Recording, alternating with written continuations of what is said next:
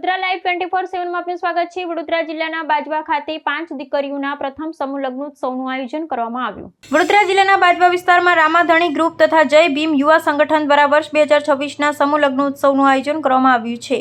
આ પ્રસંગે 5 દીકરીઓના સમૂહ લગ્ન યોજાનાર છે, જેમાં સમાજના આગેવાનો, શુભેચ્છકો અને પરિવારજનોને ઉપસ્થિત રહી નવદંપતીઓને આશીર્વાદ આપવા આમંત્રણ આપવામાં આવ્યું છે।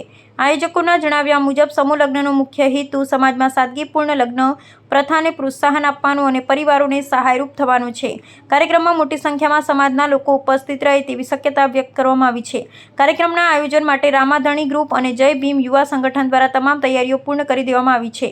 આયોજકોએ દરેક સમાજના તમામ લોકો હાજર રહી નવદંપતીઓને શુભકામનાઓ પાઠવવા આવી વાઘોડિયાના પૂર્વ ધારાસભ્ય મધુભાઈ શ્રીવાસ્તવ, લખણ દરબાર, નરેન્દ્રસિંહ અણગઢ, નરેન્દ્ર રોહિત, ગિરિરાજસિંહ, બાજવા ગામના સરપંચ તથા બાજવા તાલુકા સદસ્ય હાજર રહ્યા હતા, ઉપસ્થિત રહ્યા હતા। સારા શુભ કાર્ય માટે આવા કાર્ય કરો તો ગરીબોની જરૂર થાય, પ્રજાની એકતા રહે અને સાથે રહે। અને સમૂહ લગ્નમાં મને બોલાવ્યો, રમાપીરના મંદિર પાસે મને બોલાવ્યો, એ બધા બી કાર્ય કરવાનો ખૂબ આભાર। મારો જુદો વિસ્તાર છે, લગભગ વર્ષો સુધી હું પ્રતિનિધિ રહ્યો છું।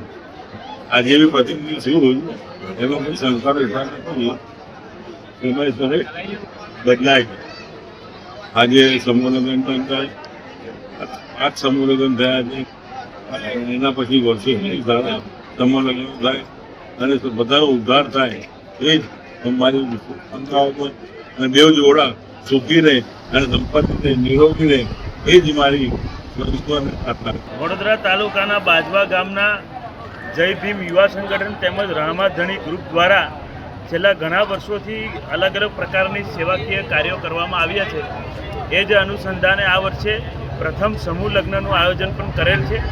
એ સમૂહ લગ્નમાં આપણે સૌ સહભાગી બન્યા છે અને એમનો સાથ સહકાર આપીએ છીએ અને મા ભવાનીને પ્રાર્થના પણ કરીએ છીએ કે જય ભીમ યુવા સંગઠન તેમજ રામાધણી ગ્રુપે જે શરૂઆત કરી છે એ શરૂઆત વર્ષે વર્ષે વધ્યા કરે અને લોકોની આવી અવિરત સેવા કર્યા કરે અને માતાજીને હંમેશા આશીર્વાદ એમના સૌ પર બન્યા રહે એવી માતાજીને પ્રાર્થના કરી છે। સૌ ગ્રુપના તમામ સભ્યોને અભિનંદન સાથે શુભકામનાઓ પાઠવું છું। જય માતાજી।